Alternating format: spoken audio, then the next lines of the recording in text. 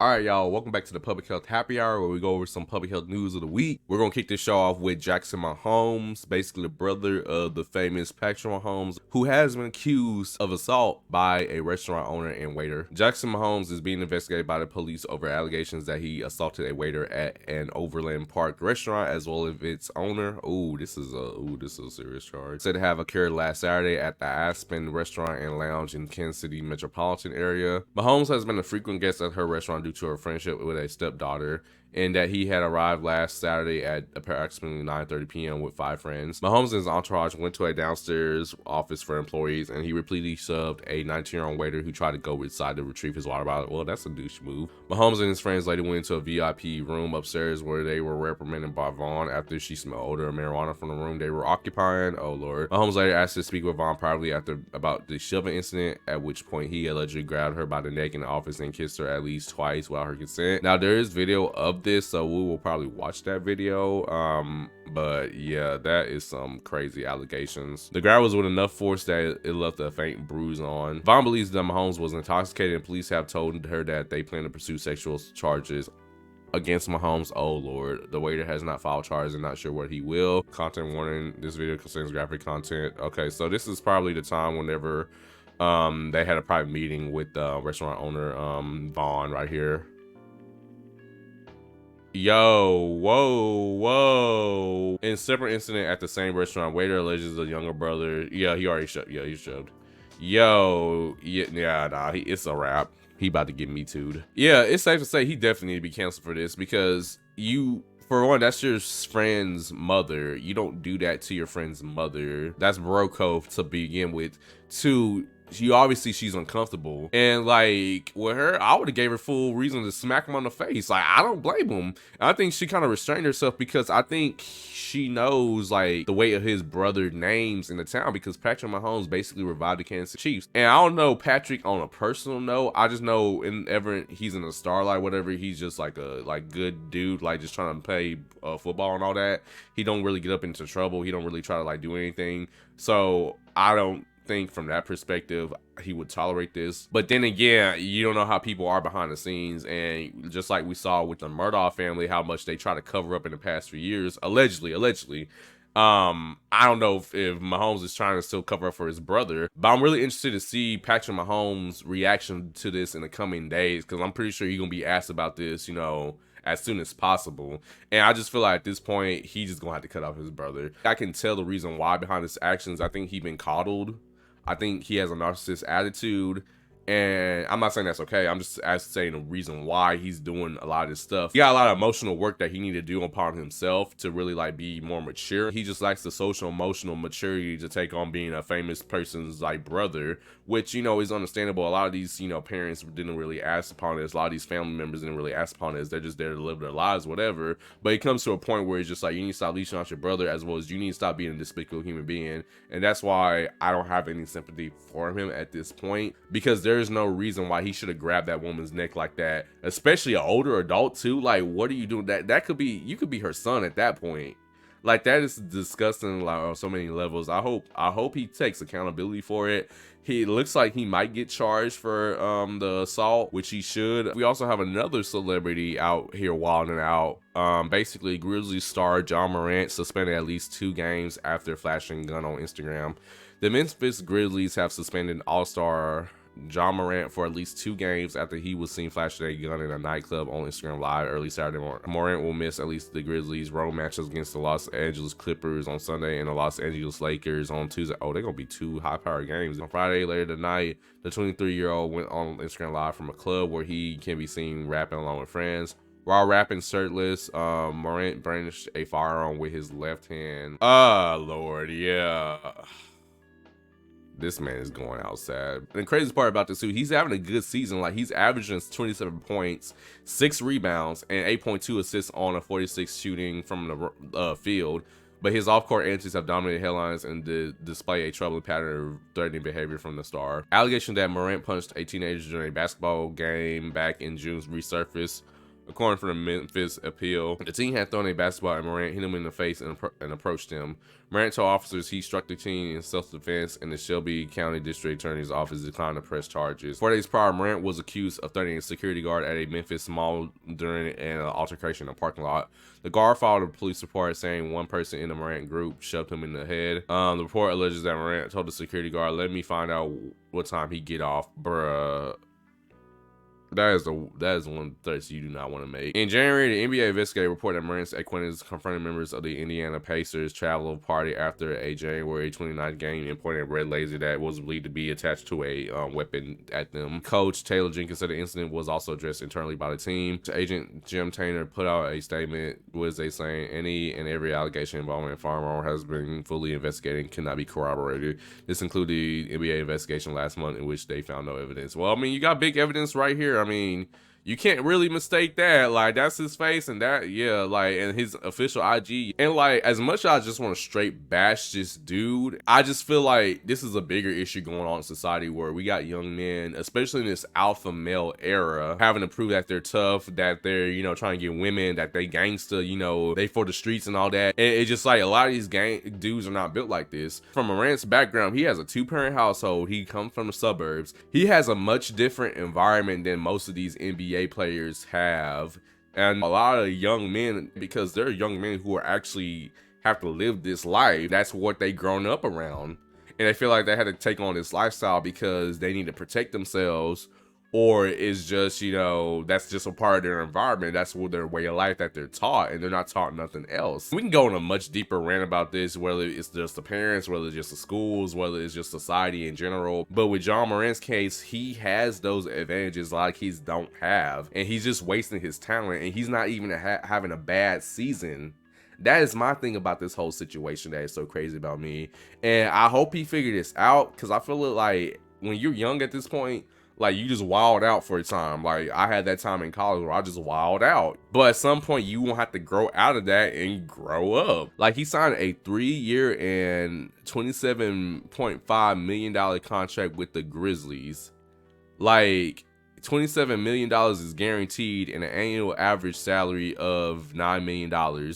Like, you're about to lose that type of money that could create generational wealth for your kids and stuff because you want to wild out. And it's just like, that just doesn't make any sense. Crazy part about the situation, people call him a thug, people call him a gangster, people call him, just label him and stuff, but like, they're not understanding the reason why this is happening. And I think personally it's just toxic masculinity and narcissism mixed into it, because I'm pretty sure you got that cousin, you got that uncle, and you got that, you know, dad who try to act hard and stuff, you know, and take it out on their families and take it out on other people. But at the end of the day, when it's time to step in the streets, they want to stay in the house, play video games and all that. And this is not just black people. I'm not just trying to make this whole rant about, you know, us. I'm trying to make this whole rant in American society in general, because I've seen a lot of white people exhibit this behavior too that does not get talked about enough. But oftentimes we highlight the John Morants of the world because, one, they black, 2, they rich, so they already got a double mark on their back, and every time they slip up, they want to highlight this. But at the end of the day, this is a societal problem that we all need to address and understand the reason why this is happening. Now, going to the next piece of news, basically a passenger was unalived after a plane encountered severe turbulence over New England. Whoa, this is crazy. Now, I just got back from a trip, so this is really crazy to me. A passenger was killed after a airplane fought to withstand severe turbulence over New England on Friday, according to the National Transportation Safety Board.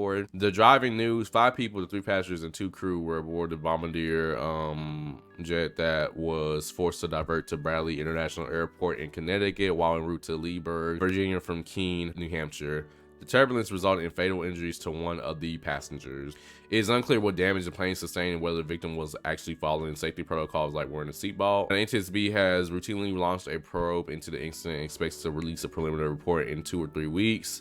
Investigators have removed the cockpit voice recorder and flight data recorder and are continuing to gather information from the flight crew, operator, and passengers about the circumstances of the event. So yeah, it's pretty much safe to say that I don't know what caused this turbulence. I'm not gonna make assumptions. I'm not gonna speak ill of the dead. But I will also just say too, is like, make sure that you follow those safety, you know, procedures that they have. Like, I know it's annoying to pull back your tray. I know it's annoying to put your seatbelts on, especially when you're sleeping on a flight. Like, it's annoying to do all those things, but those are there for a reason. I think this is pretty much a good reason why they are there, because whenever you in a flight, whatever, especially when you taking off and when you're landing, turbulence is hell. Like, I can definitely tell you from my experience just flying the past few months, like, I've been on flights where turbulence was just like wild. Another piece of flight news, basically an explosive was found in checked luggage at Pennsylvania Airport, and a man is in custody. Passenger Mark Muffley of Landlord was arrested at his house Monday night, the FBI said.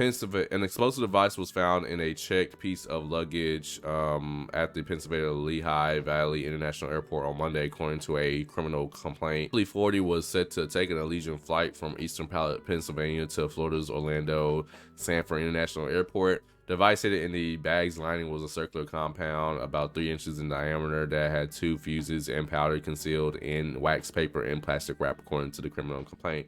The powder is suspected to be a mixture of flash powder and dark granulars that are used in commercial grade fireworks, the complaint said.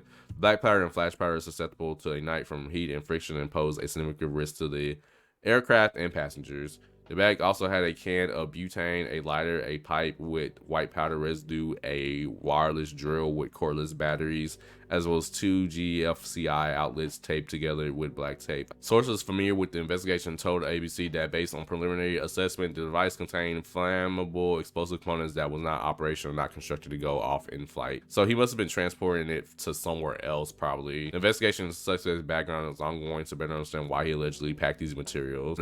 Now, here's the kicker. The device was detected during routine screening when the suitcase triggered an alarm when it entered the baggage screening unit, the Transportation Security Administration said in a statement.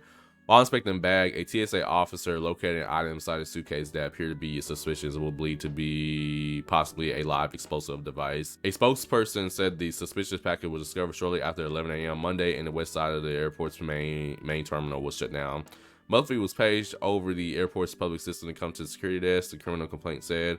5 minutes later, security cameras showed Muffley leaving the airport. Oh, he was dipping. He knew what he was doing. He is charged with possession of an explosive in an airport and possessing or attempting to place or attempting to have placed an explosive or incendiary device on an aircraft. He's doing court on Thursday afternoon, which was this past Thursday. It's safe to say that TSA is overall annoying. Trust me, I hate getting patted down. I hate going through the screen. Trust me. But at the end of the day, it is necessary because of people like this, because doing, you know, terrorism basically, you know, especially when you talk about domestic terrorism. I don't like blame people for feeling the way they feel, but at the end of the day, this is necessary because it actually stopped a actual tragedy from taking place in that sky. They got to deal with every type of people during the day, during traveling, during, you know, the holiday season, you know, spring break especially too, and during the summer months. And it's just one of those things where it's just, you know, it's a thankless job that is really important. Next piece of news, we're gonna watch a video. Basically, a new study finds that dying after surgery overall is higher in black men compared with white men. Now, I done a recent video, which I implore you to go watch, about the health disparities in America as it relates to medical racism, especially when we talk about gynecology. Medical racism and like medical disparities happen all throughout, you know, the field of medicine and pretty much in elective surgery as well. A public health expert says a new study validates concerns that racial inequalities exist in American healthcare. The study shows that older black men are about 50% more likely to die after elective surgery than their white peers. In other words, the mortality rate for elective surgery for black men is 1.3% compared to 0.85% for white men. Researchers say structural racism, physicians' bias, and higher stress experienced by African American men could be part of the reason.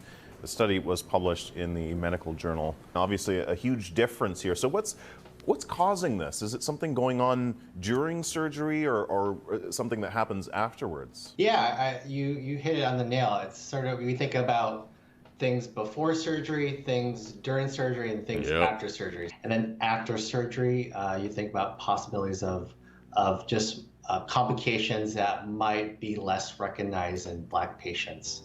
And so those are the sort of factors I think about before, during, and after surgery that might be contributing to this difference in this 50% difference in mortality between Black men and white. After surgery, especially when people and physicians don't recognize certain things in Black patients, that's part of the notion that Black people experience pain differently than white people. What the doctor said about some physicians not recognizing certain ailments in black people has been a long-running thing when we talk about medical racism, especially when we talk about it in healthcare.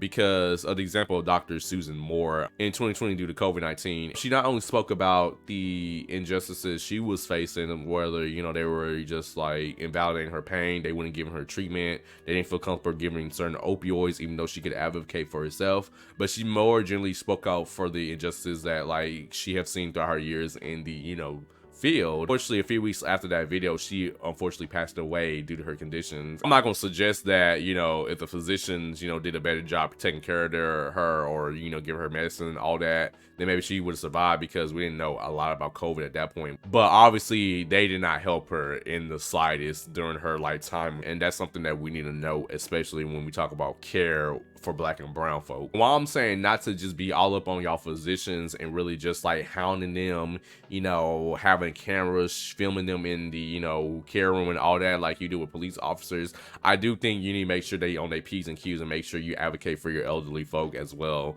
because it's just, you know, a tragedy. A lot of this stuff happens. All right, last video of the day. Basically, LSU issues a statement on academic misconduct after college athlete influencer Olivia Dunn promoted AI essay helper on TikTok. Oh Lord. Now, I'm not familiar with Olivia Dunn. I know she was a gymnast at LSU, I believe. And while she came across my timeline a lot, this is one that really piqued my interest. Student athlete slash TikToker Olivia Dunn posted a paid partnership video about using AI for homework help. What you looking for? We got what you looking for. What you looking for? We got what you looking for. What you looking for? We got what you looking for. Yeah, I get she needed to make money. That looks very incriminating. I'm not gonna lie. The statement, at LSU, our professors and students are empowered to use technology for learning and pursuing the highest standards of academic integrity. However, using AI products to produce work that a student then represents as one's own could result in charge of academic misconduct as outlined in the Code of Student Conduct. Honestly, like, rich people have been using it, doing this for years without AI. They've been getting people to write their own papers and they get let slide out. So the fact of the matter is, I'm not really mad at the AI. I just personally think AI is not the best to do papers because, one, they can get facts wrong. Two, AI can get corrupted easily, especially when you talk about technology. And I just don't feel like you should be using AI in just everything in your life. I use ChatGPT, but I never use it to make actual scripts of videos. I do my scripting myself, but I do it for research to really just like, okay, give me a little summary about this, so that way I know where to point in the right direction. I never make use of it as like full-blown essays or full-blown, you know, scripts and stuff, because a lot of that got to be validated too. Because at the end of the day, you still have to validate your search results and all that, just like you have to validate what's happening on Google and get, like, you know, primary sources, you know, secondary sources. The reason why Cactus AI's official site says this is the first ever educational artificial intelligence tool specifically for that field, and boasts about its ability to create polished essays with AI assistance for enhanced understanding. Unlike her other content, the comments for Dunn's Cactus AI promotion were turned off. Yeah, obviously. This is going to turn into much more of a heated debate between academics, whether they should use this technology in class or not, because it's getting easier and easier for people to really just type in a few words and be able to print a whole essay. I'm not necessarily against technology being used in the classroom. I just think it needs to be used smartly.